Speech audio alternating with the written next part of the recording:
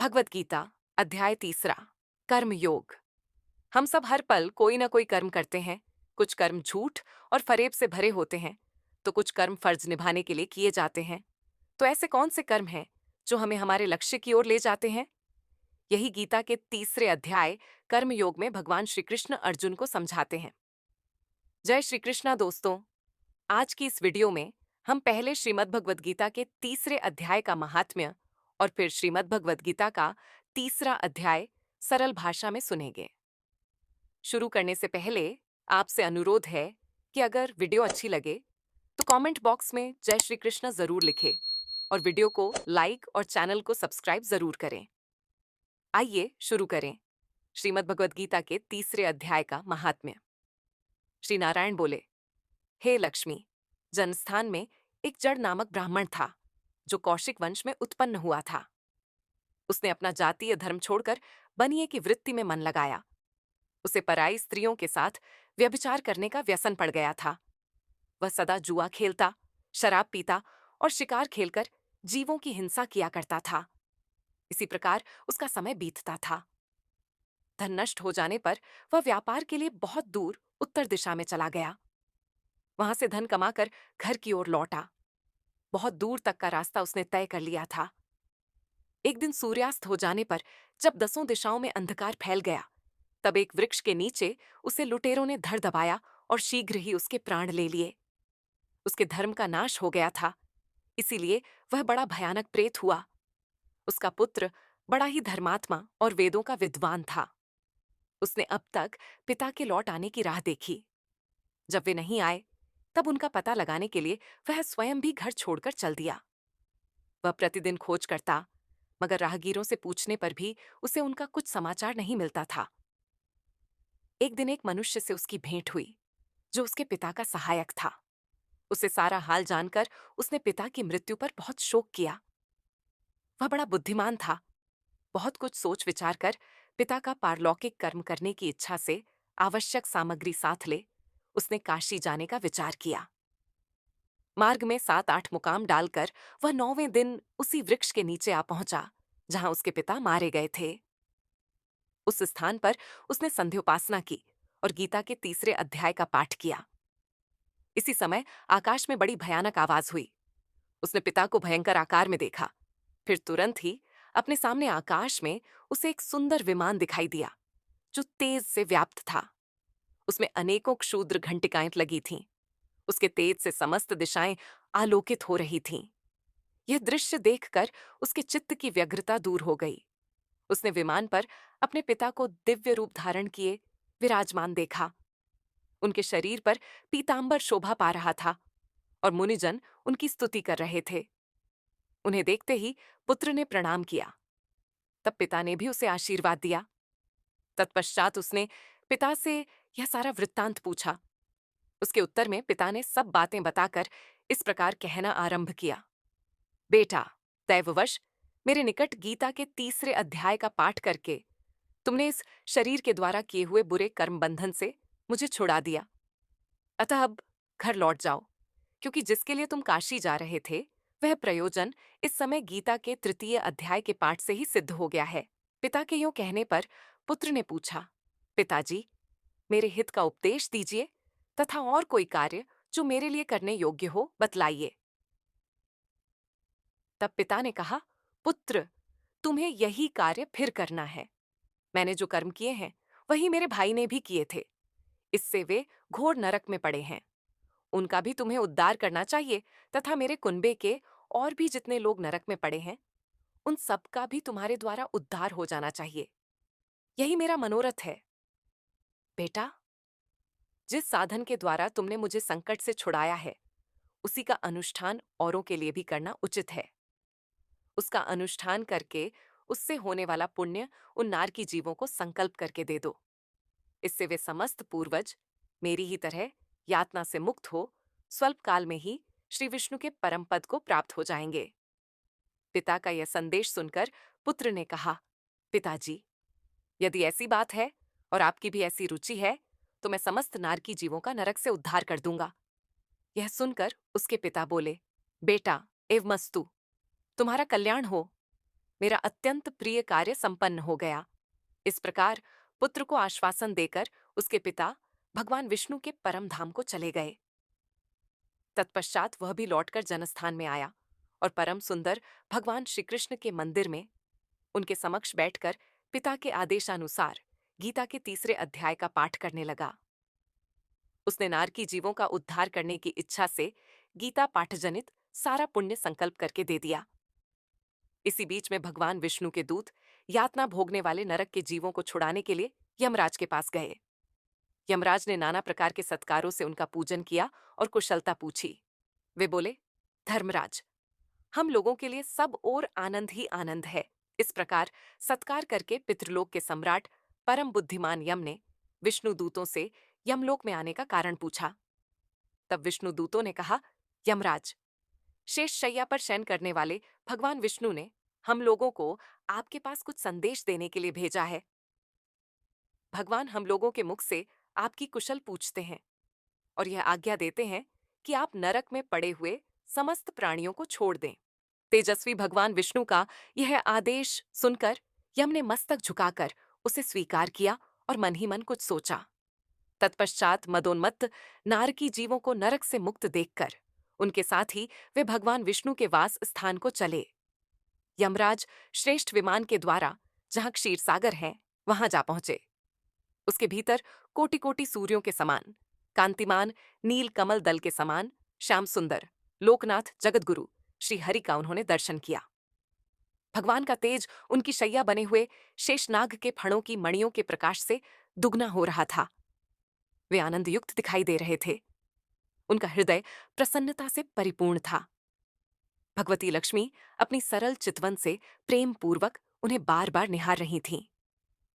चारों ओर योगीजन भगवान की सेवा में खड़े थे।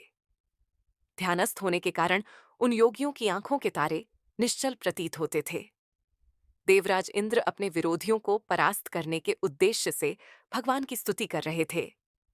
ब्रह्मा जी के मुख से निकले हुए वेदांत वाक्य मूर्तिमान होकर भगवान के गुणों का गान कर रहे थे। भगवान पूर्णतः संतुष्ट होने के साथ ही समस्त योनियों की ओर से उदासीन प्रतीत होते थे।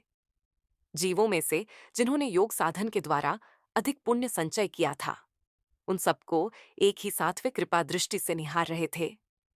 भगवान अपने स्वरूप भूत अखिल चराचर जगत को आनंदपूर्ण दृष्टि से आमोदित कर रहे थे। शेषनाग की प्रभा से उद्भासित और सर्वत्र व्यापक दिव्य विग्रह धारण किए नील कमल के सदृश श्याम वर्ण वाले श्रीहरि ऐसे जान पड़ते थे मानो चांदनी से घिरा हुआ आकाश सुशोभित हो रहा हो। इस प्रकार भगवान की झांकी के दर्शन करके यमराज अपनी विशाल बुद्धि के द्वारा उनकी स्तुति करने लगे। यमराज बोले, संपूर्ण जगत का निर्माण करने वाले परमेश्वर, आपका अंतःकरण अत्यंत निर्मल है। आपके मुख से ही वेदों का प्रादुर्भाव हुआ है। आप ही विश्व स्वरूप और इसके विधायक ब्रह्मा हैं। आपको नमस्कार है। अपने बल और वेग के कारण जो अत्यंत दुर्धर्ष प्रतीत होते हैं, ऐसे दानवेंद्रों का अभिमान चूर्ण करने वाले भगवान विष्णु को नमस्कार है। पालन के समय सत्वमय शरीर धारण करने वाले विश्व के आधारभूत सर्वव्यापी श्रीहरि को नमस्कार है।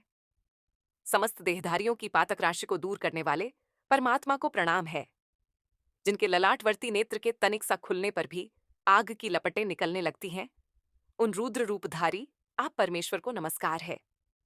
आप संपूर्ण विश्व के गुरु आत्मा और महेश्वर हैं, अतः समस्त वैष्णवजनों को संकट से मुक्त करके उन पर अनुग्रह करते हैं।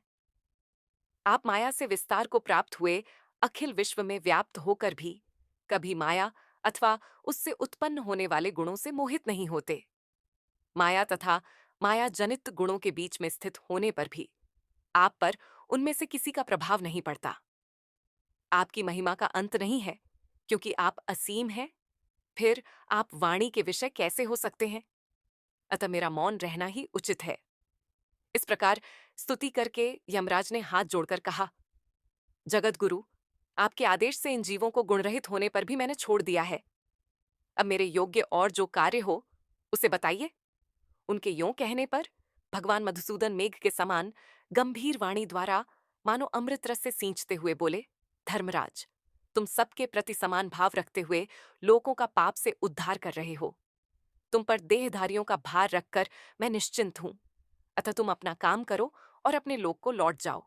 यूं कहकर भगवान अंतर्धान हो गए। यमराज भी अपनी पुरी को लौट आए। तब वह ब्राह्मण अपनी जाति के और समस्त नारकी जीवों का नरक से उद्धार करके स्वयं भी श्रेष्ठ विमान द्वारा श्री विष्णु धाम को चला गया। जो प्राणी श्री गीता जी का पाठ करता है या सुनता है, उसका फल कहां तक कहें, कहने में नहीं आ सकता। तब श्री भगवान जी बोले, हे लक्ष्मी, यह तीसरा अध्याय का जो फल मैंने तुमसे कहा वह तुमने सुना है। यहाँ भगवत गीता के तृतीय अध्याय का महात्म्य समाप्त होता है। आइए अब शुरू करते हैं अध्याय 3, कर्मयोग। कर्मयोग और ज्ञान योग का भेद। अर्जुन उवाच जायसी चेत कर्मणस्य मता बुद्धिर्जनार्दन तत्किं कर्मणि घोरे मां नियोजयसि केशव। अर्जुन ने कहा, हे जनार्दन, हे केशव, यदि आप निष्काम कर्म मार्ग की अपेक्षा ज्ञान मार्ग को श्रेष्ठ समझते हैं तो फिर मुझे भयंकर कर्म युद्ध में क्यों लगाना चाहते हैं? व्यामिश्रेणेव वाक्यन बुद्धिम मोहयसीव में तदेकम वद निश्चित्य येन श्रेयो हम आपनुयाम। निश्चय पूर्वक मुझे बताएं जिससे मैं उस श्रेय को प्राप्त कर सकूं।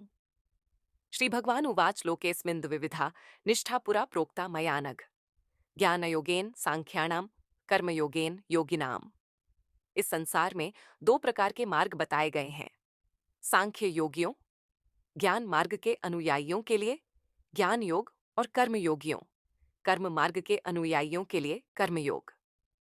अर्थात कुछ लोग आत्मज्ञान और ध्यान के द्वारा मुक्ति प्राप्त करते हैं, जबकि कुछ लोग निष्काम कर्म, स्वार्थ रहित कर्म करके परमात्मा तक पहुंचते हैं।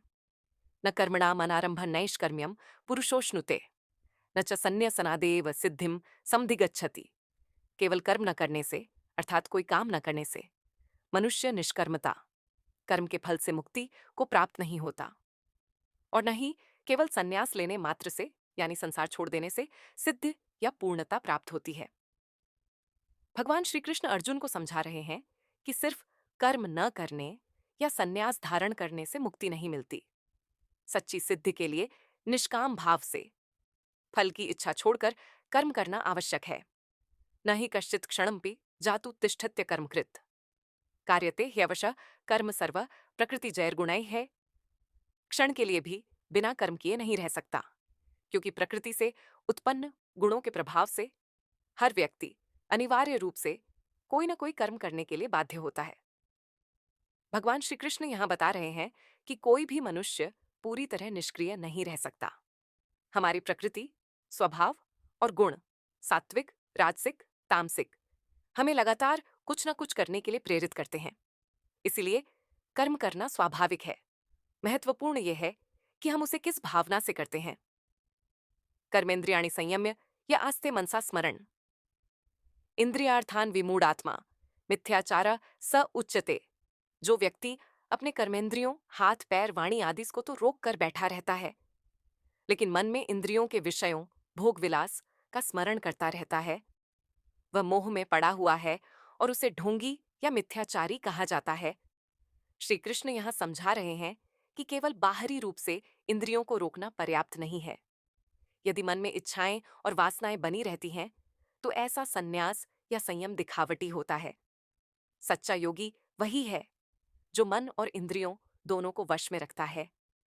यस्त्विन्द्रियाणि मनसा नियम्यार्भते अर्जुन कर्मेंद्रिय कर्मयोगम सक्तः स विशिष्यते। हे अर्जुन, जो व्यक्ति अपने इंद्रियों को मन द्वारा वश में रखकर कर्मेंद्रियों, हाथ, पैर, वाणी आदि से आसक्ति रहित होकर कर्मयोग का आचरण करता है, वही श्रेष्ठ माना जाता है।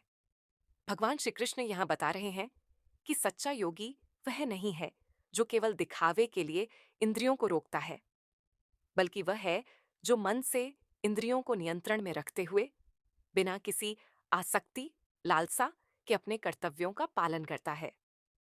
ऐसा व्यक्ति ही वास्तव में श्रेष्ठ होता है। नियतम कुरु कर्म त्वं कर्म ज्यायो ह्यकर्मणः शरीर यात्रापि च तेन प्रसिद्ध इद कर्मणः। तुम अपने निर्धारित कर्म को करो, क्योंकि कर्म न करने से कर्म करना श्रेष्ठ है। यदि तुम कर्म नहीं करोगे तो तुम्हारा शरीर भी ठीक से नहीं चल पाएगा, अर्थात जीवनयापन भी संभव नहीं होगा। भगवान श्री कृष्ण अर्जुन को समझा रहे हैं कि कर्म करना बहुत जरूरी है। कोई व्यक्ति यह सोचकर कि वह कुछ नहीं करेगा और मोक्ष पालेगा, ऐसा संभव नहीं है। जीवन यापन के लिए भी कर्म आवश्यक है। इसीलिए हर व्यक्ति को अपने कर्तव्य का पालन करना चाहिए। यज्ञार्थात कर्मणोऽन्यत्र लोकोऽयं कर्म बंधनः तदर्थम कर्म कौन्तेय मुक्त संघ समाचर। हे कौन्तेय अर्जुन, यज्ञ, ईश्वर एवं समाज कल्याण के लिए किए गए कर्म को छोड़कर अन्य सभी कर्म इस संसार में बंधन, पुनर्जन्म के कारण बन जाते हैं। इसलिए तुम आसक्ति, लालसा से मुक्त होकर यज्ञ भाव से कर्म करो। श्री कृष्ण यहाँ समझा रहे हैं कि जो भी कार्य स्वार्थ या केवल भौतिक लाभ के लिए किया जाता है, वह कर्म बंधन, पुनर्जन्म और कष्ट का कारण बनता है। लेकिन यदि कर्म को यज्ञ की भावना से, यानी ईश्वर की सेवा और परोपकार के लिए किया जाए, तो वह बंधन मुक्त कर देता है। इसीलिए बिना आसक्ति के अपने कर्तव्य का पालन करना ही श्रेष्ठ है। सहयज्ञाः प्रजा सृष्टा पुरोवाच प्रजापतिः अनेन प्रसविष्यध्वमेश वो स्त्विष्ट काम दुख। यज्ञ के द्वारा वृद्धि को प्राप्त हो। यह यज्ञ तुम्हारी इच्छित वस्तुओं को प्रदान करने वाला होगा। भगवान श्री कृष्ण यहाँ समझा रहे हैं कि सृष्टि के आरंभ में ही ब्रह्मा ने यह नियम बनाया कि यज्ञ, त्याग और सेवा के द्वारा जीवों का कल्याण होगा। यदि मनुष्य स्वार्थ रहित होकर यज्ञ रूपी कर्म करता है, तो उसे इच्छित फल प्राप्त होता है और समाज में समृद्धि आती है। देवान भाव्यतानेन ते देवा भाव्यन्तु वह परस्परम भाव्यन्तः श्रेयः परम वाप्स्यथ। तुम यज्ञ द्वारा देवताओं का पोषण करो और वे देवता तुम्हारा पालन पोषण करेंगे। इस प्रकार परस्पर एक दूसरे को संतुष्ट करके तुम परम कल्याण, श्रेष्ठ लाभ को प्राप्त करोगे। भगवान श्री कृष्ण यहाँ समझा रहे हैं कि संसार में परस्पर सहयोग का नियम है। जब मनुष्य अपने कर्तव्यों का पालन करते हुए यज्ञ, त्याग और सेवा भाव से किए गए कर्म करता है, तो प्रकृति एवं देव शक्तियां उसे आशीर्वाद देती हैं। इस पारस्परिक सहयोग से समृद्धि और कल्याण प्राप्त होता है। इष्टान भोगान ही वो देवादास्यन्ते यज्ञ भाविताः तैर्दत्तान प्रदायेभ्यो यो भुंक्ते स्तेन एव स बौत। यज्ञ, त्याग और कर्तव्य से प्रसन्न होकर देवता तुम्हें इच्छित भोग, सुख संपत्ति प्रदान करेंगे। लेकिन जो व्यक्ति इन देवताओं द्वारा दिए गए उपहारों, संसाधनों को बिना उन्हें अर्पित किए स्वयं ही भोगता है, वह वास्तव में चोर है। भगवान श्री कृष्ण यहाँ समझा रहे हैं कि हमें जो भी सुख संपत्ति, भोजन और संसाधन मिलते हैं, वे प्रकृति और ईश्वर देवताओं की कृपा से मिलते हैं। यदि हम इनका उपभोग दूसरों से बांटे बिना और यज्ञ, कर्तव्यपरायणता की भावना के बिना करते हैं, तो यह चोरी के समान है। सच्चा सुख त्याग और सेवा में ही है। यज्ञ शिष्टाशिनः संतो मुच्यन्ते सर्व किल्बिषय भुंजते ते त्वघम पापा। ये पचन्त्यात्म कारणात् डम। जो लोग यज्ञ, त्याग और कर्तव्य भाव से किए गए कर्म से बचा हुआ प्रसाद, अन्न खाते हैं, वे सभी पापों से मुक्त हो जाते हैं। लेकिन जो लोग केवल अपने लिए स्वार्थवश भोजन बनाते और खाते हैं, वे पाप खाते हैं। इस श्लोक में श्री कृष्ण यह समझा रहे हैं कि निष्काम भाव से किए गए कर्मों का फल पवित्र होता है और ऐसा जीवन जीने वाले लोग पापों से मुक्त हो जाते हैं। लेकिन जो केवल अपने सुख और स्वार्थ के लिए भोजन बनाते और भोगते हैं, वे अधर्म का भागी बनते हैं। इसीलिए जीवन में परोपकार और त्याग का भाव होना आवश्यक है। अन्नाद् भवन्ति भूतानि पर्जन्यादन्न संभव। यज्ञाद् भवति पर्जन्यो यज्ञः कर्म समुद्भव। यो अन्न से सभी प्राणी उत्पन्न होते हैं। वर्षा से अन्न उत्पन्न होता है, यज्ञ से वर्षा होती है और यज्ञ कर्म से उत्पन्न होता है। भगवान श्री कृष्ण यहाँ सृष्टि के चक्र को समझा रहे हैं। वे कहते हैं कि सभी जीवों का जीवन अन्न पर निर्भर है और अन्न वर्षा से उत्पन्न होता है। वर्षा यज्ञ, धर्मपूर्वक किए गए कर्म से होती है और यज्ञ स्वयं कर्मों से उत्पन्न होता है। इसीलिए श्रेष्ठ कर्म करना बहुत आवश्यक है, क्योंकि यही प्रकृति और जीवन की निरंतरता बनाए रखता है। कर्म ब्रह्मोद्भवम विद्धि ब्रह्माक्षर अस्मुद्भवम तस्मात् सर्वगतम ब्रह्म नित्यम यज्ञ प्रतिष्ठितम। कर्म को ब्रह्म वेद से उत्पन्न जानो और ब्रह्म को अविनाशी परम सत्य से उत्पन्न समझो। इसीलिए सर्वव्यापी ब्रह्म सदा यज्ञ, त्याग और सेवा में स्थित है। भगवान श्री कृष्ण यहाँ समझा रहे हैं कि सभी कर्म वेदों से प्रेरित होते हैं और वेद स्वयं परम सत्य ब्रह्म से उत्पन्न हुए हैं। इस कारण से सच्चा कर्म वही है जो यज्ञ, त्याग, सेवा और समर्पण की भावना से किया जाए, क्योंकि ब्रह्म परम सत्य यज्ञ में ही स्थित रहता है, अर्थात त्याग और सेवा ही परम धर्म है। एवं प्रवृत्तितम चक्रम नानुवर्तयति यह अघायुरिंद्रिया रामो मोघम पार्थ स जीवति। हे अर्जुन, जो व्यक्ति इस संसार में प्रकृति द्वारा स्थापित कर्मचक्र सृष्टि के नियम के अनुसार कर्म नहीं करता और केवल इंद्रियों के भोग में लगा रहता है, वह पापमय जीवन जीता है और उसका जीवन व्यर्थ, निष्फल हो जाता है। श्री कृष्ण यहाँ कह रहे हैं कि सृष्टि में सब कुछ एक चक्र के रूप में चलता है।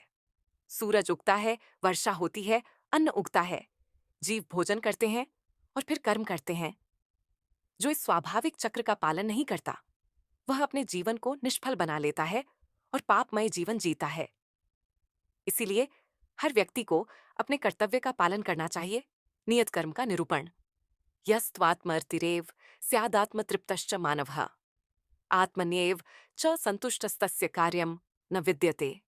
जो व्यक्ति आत्मा में ही आनंद पाता है, आत्मा में ही तृप्त रहता है और आत्मा में ही संतुष्ट होता है, उसके लिए किसी भी प्रकार का कर्तव्य शेष नहीं रहता। भगवान श्री कृष्ण यहाँ समझा रहे हैं कि जो व्यक्ति आत्मज्ञान प्राप्त कर चुका है, उसे बाहरी चीजों या कर्मों से कोई अपेक्षा नहीं रहती। वह आत्मा में ही पूर्ण संतुष्ट होता है और उसे किसी बाहरी कार्य या उपलब्धि की आवश्यकता नहीं होती। संजय उवाच नैव तस्य कृतेनार्थो नाकृतेने कश्चन न चास्य सर्वभूतेषु कश्चिदर्थव्यपाश्रयः। जिस व्यक्ति ने आत्म साक्षात्कार, आत्मज्ञान प्राप्त कर लिया है, उसके लिए न किसी कर्म को करने से कोई लाभ होता है और न ही कर्म न करने से कोई हानि होती है। ऐसा व्यक्ति किसी भी प्राणी पर निर्भर नहीं रहता। यह श्लोक समझाता है कि जो सच्चा ज्ञानी और सिद्ध व्यक्ति होता है, वह अपने कर्मों के फल से प्रभावित नहीं होता। उसका कोई भी कार्य स्वार्थ या लाभ के लिए नहीं होता और न ही उसे किसी पर निर्भर रहने की आवश्यकता होती है। वह आत्मनिर्भर और मुक्त होता है। तस्मात् सक्तः सततम कार्यम कर्म समाचर। असक्तो ह्याचरण कर्म परमाप्नोति पुरुषः। वो इसीलिए आसक्ति, लालसा छोड़े बिना निरंतर अपने कर्तव्य कर्म को करते रहो, क्योंकि आसक्ति रहित होकर कर्म करने वाला व्यक्ति परम सिद्ध मोक्ष को प्राप्त कर लेता है। भगवान श्री कृष्ण यहाँ कह रहे हैं कि मनुष्य को बिना किसी लोभ या फल की इच्छा के अपना कर्तव्य निभाना चाहिए। जब कोई व्यक्ति निष्काम भाव से कर्म करता है, तो वह धीरे धीरे उच्च अवस्था, मोक्ष या परम सिद्धि को प्राप्त कर लेता है। कर्मणैव हि संसिद्धिमा स्थिता जनकादयः लोक संग्रह में वापि संपश्यन कर्तुमर्हसि। केवल कर्म करके ही राजा जनक आदि महान व्यक्तियों ने सिद्ध परम अवस्था प्राप्त की थी। इसीलिए तुम्हें भी लोक कल्याण की भावना से कर्म करना चाहिए। भगवान श्री कृष्ण अर्जुन को समझा रहे हैं कि महान राजा जनक जैसे लोग भी केवल कर्म करते हुए ही सिद्ध को प्राप्त हुए थे। इसीलिए व्यक्ति को अपने कर्तव्यों का पालन करते हुए समाज के कल्याण के लिए कार्य करना चाहिए, न कि कर्म से बचना चाहिए। यद्यदाचरति श्रेष्ठस्तत्त देवेत्रो जनः सयत् प्रमाणम कृते लोकस्तदनुवर्तते। या आ जो श्रेष्ठ पुरुष आचरण करता है, अन्य लोग भी वैसा ही आचरण करते हैं। वह जिस कर्म को प्रमाण मानकर करता है, संसार के लोग उसका अनुसरण करते हैं। श्री कृष्ण यहाँ बता रहे हैं कि समाज में प्रभावशाली और श्रेष्ठ व्यक्तियों का आचरण ही दूसरों के लिए उदाहरण बनता है। इसीलिए जो लोग समाज में आदर्श माने जाते हैं, उन्हें सदैव सही कर्म करने चाहिए, क्योंकि आम लोग उन्हीं के मार्ग पर चलते हैं। न मे पार्थास्ति कर्तव्यम त्रिषु लोकेषु किंचन नानवाप्तम अवाप्तव्यम वर्त एव च कर्मणि सत्स। हे अर्जुन, तीनों लोकों में स्वर्ग, पृथ्वी और पाताल मेरा कोई कर्तव्य करने योग्य काम नहीं है। न ही मुझे कुछ प्राप्त करना बाकी है और न ही ऐसा कुछ है जो मुझे पाना चाहिए। फिर भी मैं निरंतर कर्म करता रहता हूँ। भगवान श्री कृष्ण यहाँ यह समझा रहे हैं कि वे सर्वशक्तिमान और पूर्ण हैं। उन्हें कोई कर्म करने की आवश्यकता नहीं, फिर भी वे संसार की व्यवस्था बनाए रखने के लिए कर्म करते हैं। इससे वे यह सिखा रहे हैं कि यदि स्वयं भगवान भी कर्म करते हैं, तो मनुष्यों को भी अपने कर्तव्यों का पालन करना चाहिए। यदि ह्यन वर्तेयम जातु कर्मण्यतन्द्रितः मम वर्तमानु वर्तन्ते मनुष्याः पार्थ सर्वशः। हे पार्थ, यदि मैं कभी भी बिना परिश्रम किए कर्म न करूं तो सभी मनुष्य मेरे मार्ग का अनुसरण करने लगेंगे। श्री कृष्ण यहाँ बताते हैं कि यदि वे स्वयं कर्म करना छोड़ दें तो बाकी लोग भी कर्म न करने लगेंगे। इसीलिए एक आदर्श व्यक्ति को सदैव सही कर्म करना चाहिए ताकि समाज में सही मार्गदर्शन बना रहे। भगवान स्वयं भी कर्म करके संसार को यह शिक्षा देते हैं कि कर्म करना अनिवार्य है। यदि उत्सीदेयुरिमे लोका न कुर्यां कर्म चेदहम संकरस्य चकर्ता स्यामुपहन्यामि माह प्रजा। यदि मैं भगवान कर्म न करूं तो ये सारी दुनिया नष्ट हो जाएगी। ऐसा करने से समाज में अव्यवस्था फैल जाएगी और मैं इन सभी प्राणियों का नाश करने वाला बन जाऊंगा। भगवान श्री कृष्ण यहाँ बता रहे हैं कि यदि वे स्वयं कर्म करना छोड़ दें तो बाकी लोग भी कर्म छोड़ देंगे, जिससे समाज और संसार की व्यवस्था बिगड़ जाएगी। इसीलिए श्रेष्ठ व्यक्तियों को सदैव अच्छे कर्म करने चाहिए ताकि अन्य लोग भी उनका अनुसरण करें और संसार की व्यवस्था बनी रहे। ज्ञानी और अज्ञानी के कर्म। सक्ता कर्मण्य विद्वांसो यथा कुर्वन्ति भारत कुर्याद विद्वांस तथा सक्तश चिकीर्षुल ओक संग्रहम। हे भारत, जैसे अज्ञानी लोग कर्म में आसक्त होकर कार्य करते हैं, वैसे ही ज्ञानी व्यक्ति को भी कर्म करना चाहिए, लेकिन बिना आसक्ति के, ताकि वह लोक कल्याण की भावना को बनाए रख सके। भगवान श्री कृष्ण यहाँ सिखा रहे हैं कि ज्ञानी व्यक्ति को भी समाज के लोगों के साथ कर्म करना चाहिए, लेकिन उसे फल की इच्छा या मोह में फंसे बिना लोकहित के लिए कार्य करना चाहिए। इससे बाकी लोग भी सही मार्ग पर चलने की प्रेरणा लेंगे। न बुद्धि भेदम जनयेद अज्ञानम कर्म संगिगणाम जोशयेत सर्व कर्माण्य विद्वान युक्तः समाचरण। जो लोग कर्म में आसक्त हैं, जो कर्म का त्याग नहीं कर सकते, उनके मन में भ्रम उत्पन्न नहीं करना चाहिए, बल्कि ज्ञानी व्यक्ति को स्वयं समर्पित भाव से कर्म करते हुए उन्हें भी धीरे धीरे कर्म योग की ओर प्रेरित करना चाहिए। भगवान श्री कृष्ण यहाँ कह रहे हैं कि जो लोग अज्ञानवश कर्म में लिप्त हैं, उन्हें अचानक कर्म छोड़ने के लिए नहीं कहना चाहिए, बल्कि एक ज्ञानी व्यक्ति को स्वयं सही तरीके से कर्म करके उन्हें सही मार्ग दिखाना चाहिए ताकि वे भी धीरे धीरे सच्चे ज्ञान और निष्काम कर्म को समझ सकें। प्रकृति क्रियमाणानि गुणैः कर्माणि सर्वशः। अहंकार विमूढ़ात्मा कर्ताहमिति मन्यते। सभी प्रकार के कर्म प्रकृति के गुणों सत्व रज तम के द्वारा ही संपन्न होते हैं, लेकिन अहंकार से मोहित हुआ अज्ञानी व्यक्ति सोचता है कि मैं ही करता हूं।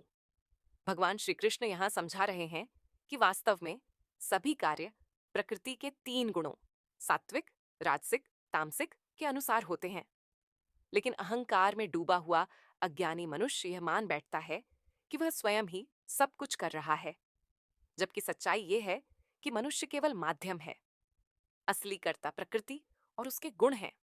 तत्त्ववित्तु महाबाहो गुणकर्म विभागयो गुणागुणेषु वर्तन्त इति मत्वा न सज्जते। हे महाबाहु, जो तत्व को जानने वाला ज्ञानी व्यक्ति है वह गुण और कर्म के भेद को समझता है। वह जानता है कि प्रकृति के तीनों गुण सत्व रज तम ही अपने अपने विषयों में कार्य कर रहे हैं, इसीलिए वह उनमें लिप्त नहीं होता।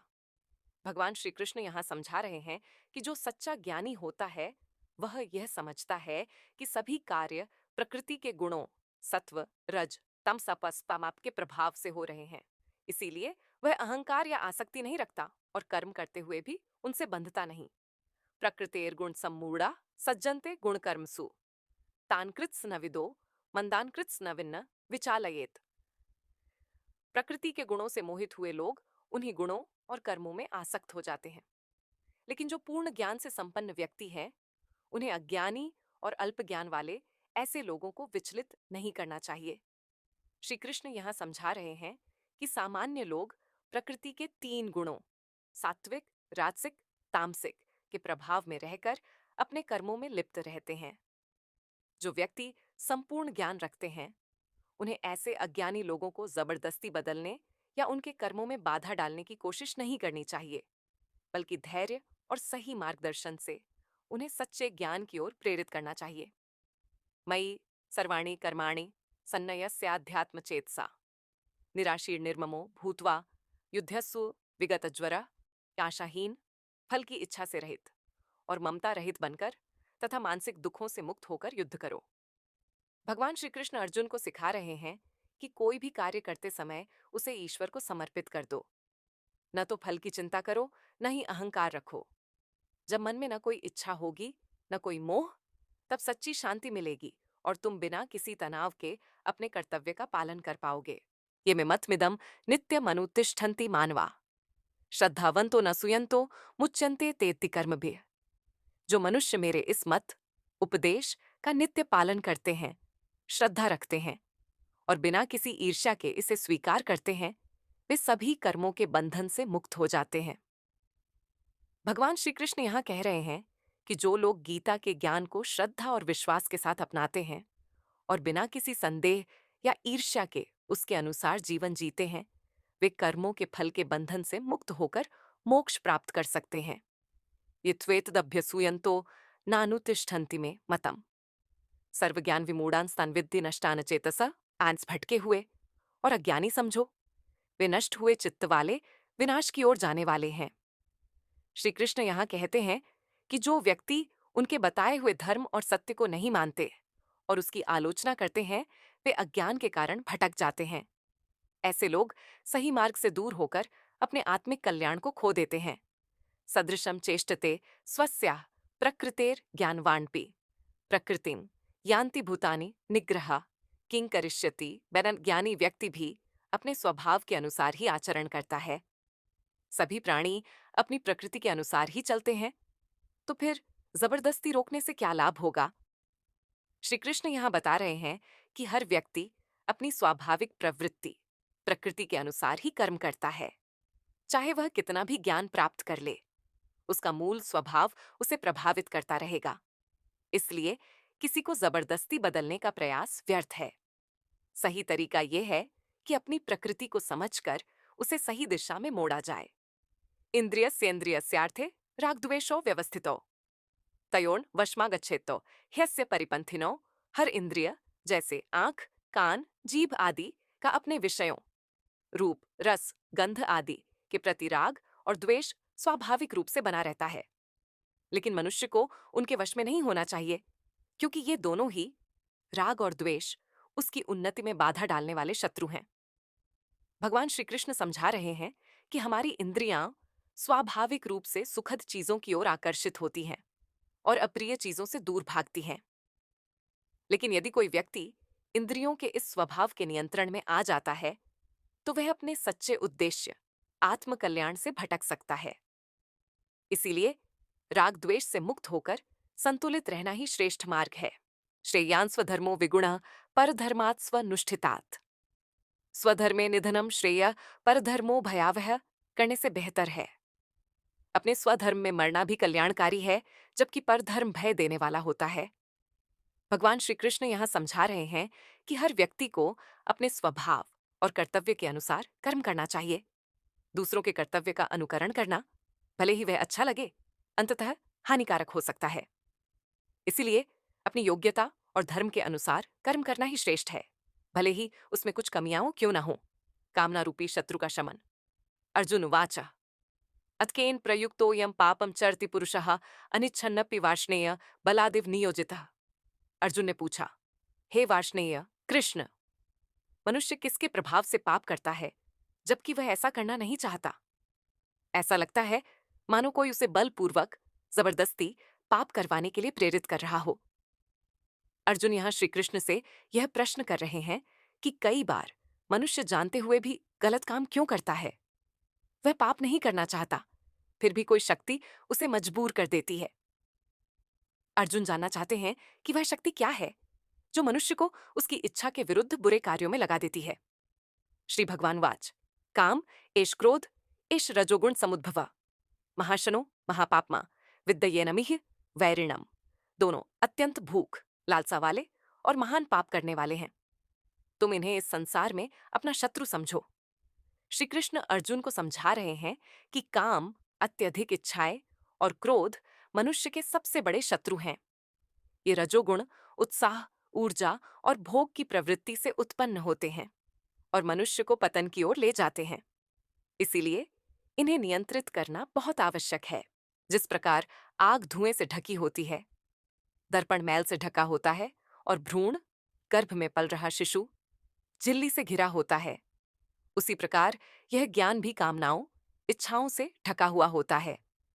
भगवान श्री कृष्ण समझा रहे हैं कि जिस तरह बाहरी चीजें आग, दर्पण या भ्रूण को ढक लेती हैं, उसी तरह मनुष्य का ज्ञान भी वासनाओं और इच्छाओं के कारण ढक जाता है।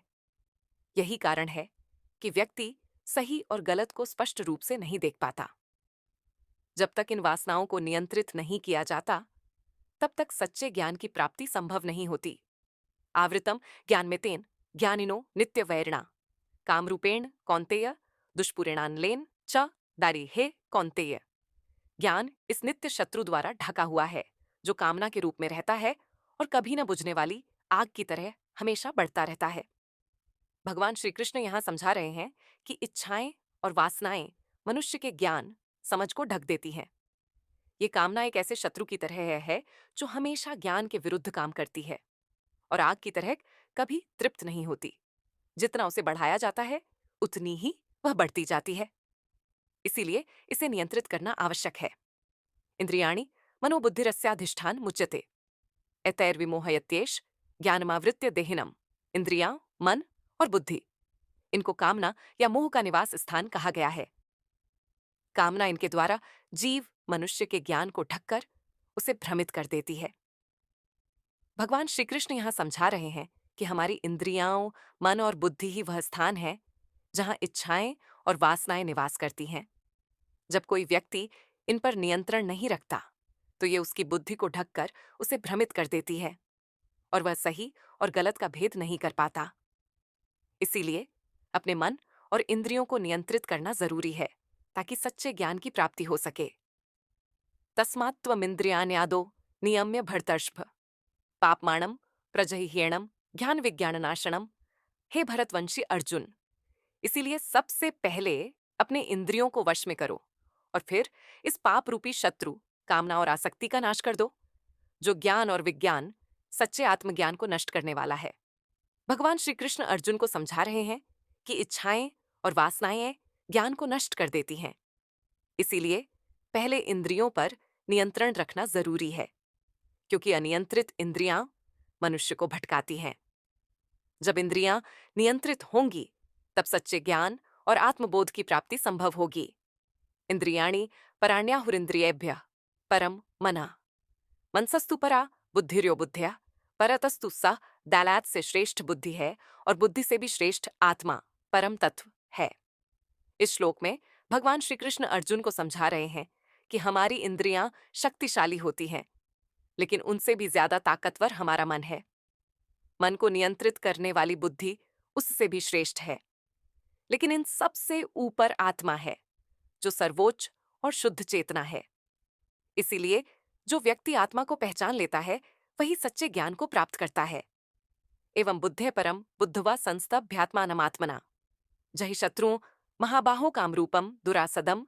हे महाबाहु बलशाली अर्जुन, इस प्रकार बुद्धि से भी परे श्रेष्ठ आत्मा को जानकर अपने मन को संयमित करके उस शत्रु कामना का नाश कर दो, जो काम के रूप में अत्यंत दुष्प्राप्य दुर्जेयमय है। भगवान श्री कृष्ण अर्जुन को समझा रहे हैं कि कामना, इच्छा मनुष्य की सबसे बड़ी शत्रु है, क्योंकि यह उसे भटकाती है और उसके ज्ञान को ढक देती है। इसीलिए आत्मा की सच्ची पहचान करके और अपने मन को वश में रखकर इस कठिन शत्रु काम पर विजय प्राप्त करो। योम तत्सदिति श्रीमद्भगवद्गीता सुपनिषत्सु ब्रह्म विद्यायां योगशास्त्रे श्री कृष्ण अर्जुन संवादे कर्मयोगो नाम तृतीयोध्यायः। इस प्रकार श्रीमद्भगवद्गीता उपनिषदों के भीतर स्थित ब्रह्म विद्या और योग शास्त्र में श्री कृष्ण और अर्जुन के संवाद के रूप में कर्मयोग नामक तीसरा अध्याय समाप्त होता है। यह श्लोक तीसरे अध्याय कर्मयोग का उपसंहार समापन वचन है। इसमें बताया गया है कि गीता न केवल एक पवित्र ग्रंथ है, बल्कि यह ब्रह्म विद्या, आध्यात्मिक ज्ञान और योग शास्त्र, योग का विज्ञान भी है। इसमें श्री कृष्ण और अर्जुन के संवाद के रूप में कर्मयोग, निष्काम कर्म का मार्ग समझाया गया है। यहाँ श्रीमद्भगवद्गीता का तीसरा अध्याय संपूर्ण हुआ। इस प्रकार श्रीमद् भगवद गीता का 3रा अध्याय में श्री कृष्ण अर्जुन को निष्काम कर्म, बिना फल की चिंता किए कर्म करने का महत्व समझाते हैं। अगर आपको ये वीडियो अच्छी लगी है तो वीडियो को लाइक, शेयर एंड कमेंट जरूर करें, और अगर आपके कोई सजेशन है तो भी जरूर लिखें। धन्यवाद।